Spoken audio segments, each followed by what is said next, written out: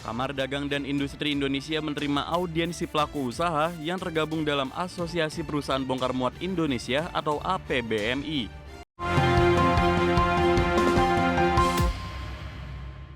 Pemirsa, pelaku usaha bongkar muat menilai peraturan baru yang dikeluarkan Direktur Lalu Lintas Kementerian Perhubungan terkait kewajiban pengenaan biaya bertentangan dengan aturan yang ada sebelumnya.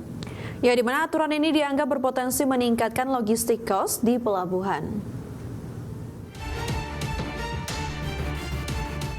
Kamar Dagang dan Industri Indonesia menerima audiensi pelaku usaha yang tergabung dalam Asosiasi Perusahaan Bongkar Muat Indonesia atau APBMI. Audiensi ini dilakukan karena adanya peraturan baru yang dikeluarkan Direktur Lalu Lintas Kementerian Perhubungan yang dianggap bertentangan dengan aturan sebelumnya. Salah satunya mewajibkan pengenaan biaya TKBM atau tenaga kerja bongkar muat. Aturan ini dianggap telah meresahkan pelaku usaha dan berpotensi meningkatkan logistik cost di pelabuhan. Para pelaku usaha mengaku pasca pemberlakuan aturan ini terdapat beberapa penahanan kapal yang belum memenuhi aturan baru tersebut. Edaran dari Dilala itu sangat bertentangan dengan aturan-aturan yang berlaku.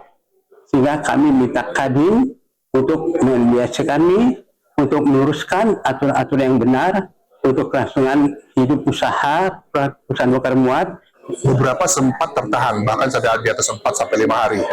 Jadi yang kami sampaikan dari APBMI Kalsa adalah minta bantuan advokasi hukum, bantuan agar segera bisa mencabut kebijakan yang diterbitkan dari KSOP atau dari Dilala ini agar kegiatan bongkar muat yang ada di Kalimantan dan pelabuhan Indonesia pada umumnya bisa kembali normal.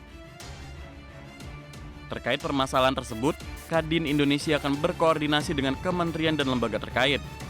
Kadin menilai aturan ini menjadi beban pengusaha dan bertentangan dengan konteks penurunan biaya logistik. Dalam konteks penurunan logistik cost, tentu ini sangat berlawanan.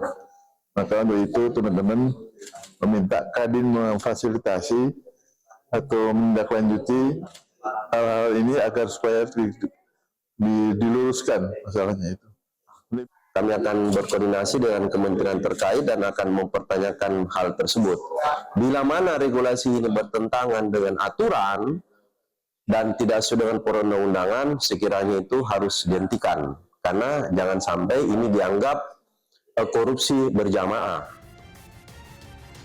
Kadin memastikan akan terus menjaga komitmen pelaku usaha agar dapat berkontribusi aktif pada pertumbuhan ekonomi nasional.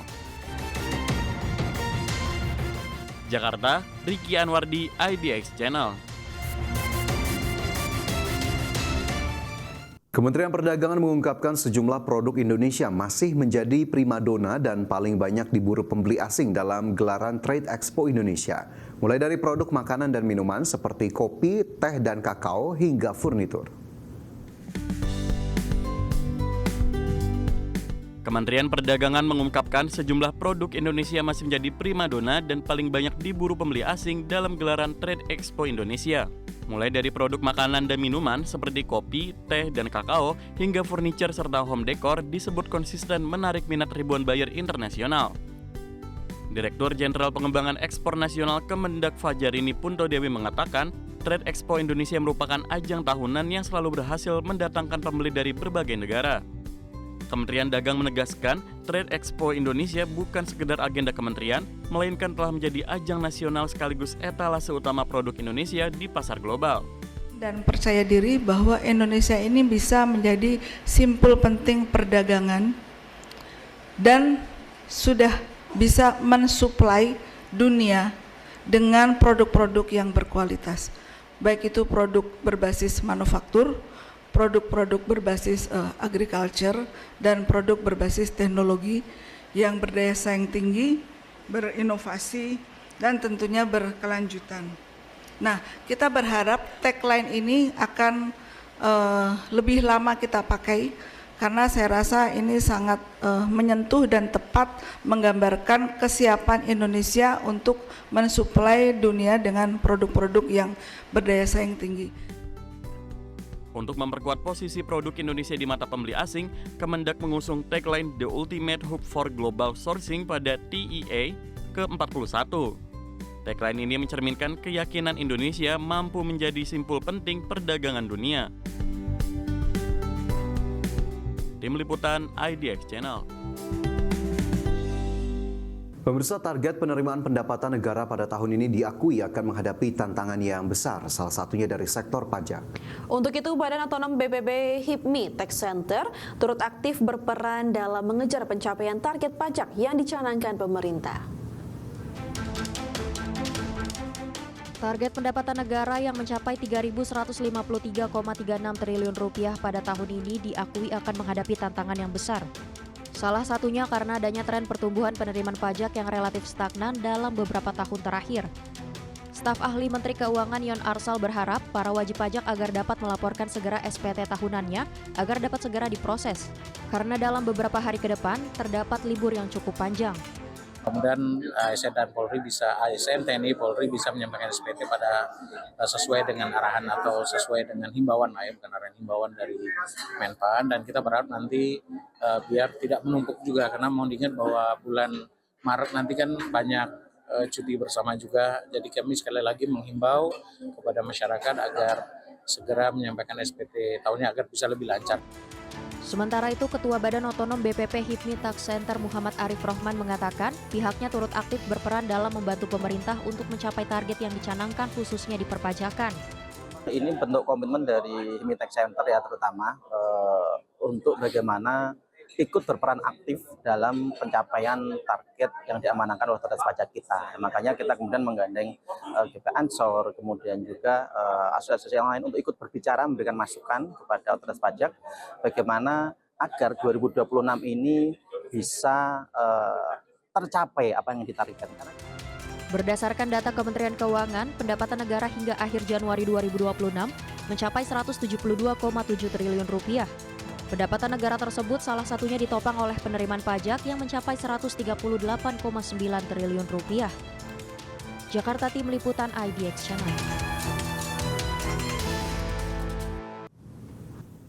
Kita beralih ke informasi mancanegara, pemirsa. Rusia kembali melancarkan serangan ke Ukraina dengan meluncurkan 420 drone dan 39 rudal. Serangan kali ini menargetkan fasilitas gas di Poltava serta gardu induk listrik di Kyiv dan Dnipro. Rusia melancarkan serangan besar-besaran menggunakan ratusan drone dan rudal yang menargetkan sektor energi serta infrastruktur kereta api Ukraina pada Kamis dini hari kemarin. Serangan ini mengakibatkan sedikitnya 26 orang terluka, memicu kebakaran hebat, serta merusak puluhan bangunan tempat tinggal di berbagai wilayah. Presiden Ukraina Volodymyr Zelensky mengungkapkan, Rusia melepaskan total 420 drone dan 39 rudal, termasuk 11 rudal balistik, untuk menghancurkan infrastruktur kritis di Ukraina. Meskipun unit pertahanan udara Ukraina berhasil menjatuhkan 374 drone dan 32 rudal, Angkatan Udara Ukraina melaporkan bahwa 5 rudal balistik dan 46 drone musuh tetap berhasil menghantam 32 lokasi sasaran.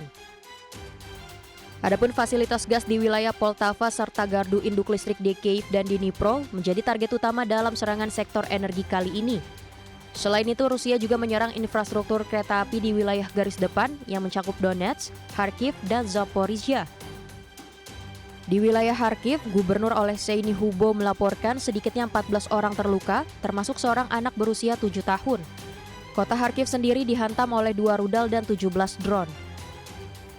Sementara itu, Gubernur Zaporizhia Ivan Fedorov menyatakan sedikitnya 10 orang terluka setelah drone Rusia merusak 19 apartemen. Berbagai sumber IDX Channel.